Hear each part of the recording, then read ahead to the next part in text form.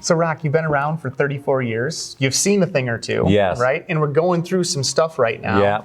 But, right, to put that in perspective, do you remember where the Dow was Yes, when you I started do. You back can imagine. in 1988? You can imagine. So it was, I remember this, the reason I remember it because I have this memory of this conversation I had with a client. His name was George. He's since passed away, but he's in his early 70s.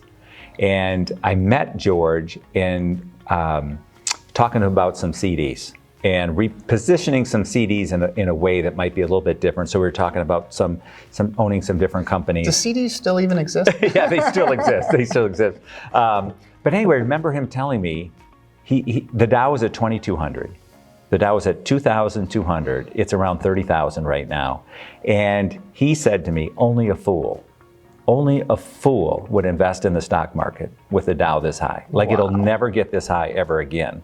And this was a very, very smart man. He was an engineer. He was very intimidating. He was one of these people that had just this voice and this presence that was just very intimidating. So here I am early on in my career, like really early on in my career, a little insecure. Older gentleman comes in and says, only a fool would invest in the stock market when the Dow's at 2,200. And I'm thinking, well, I bet my whole career on this. And this really smart guy that I respect has told me only a fool would do this, right?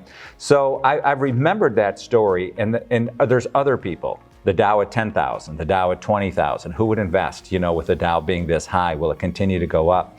But the reality is the Dow's almost 30,000. But I know that the Dow will be higher in the future than it is today. And I'm excited to help people be a part of that, to help them to accumulate wealth and get to their ideal financial life. So that's an amazing story, but I got to know what happened to George.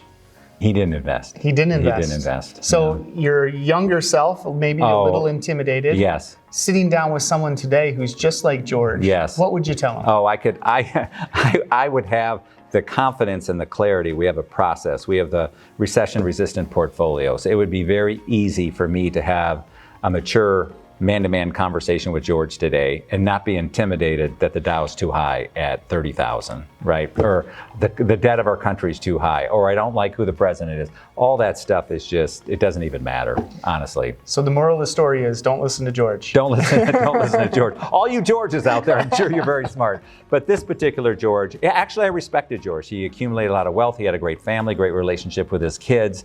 Just he wasn't making that transition. And what a cool legacy that George is leaving behind to me to tell that story to you today, 34 years later. Yeah. Pretty cool, huh? Yeah. Thanks for sharing that. Yeah, you're welcome.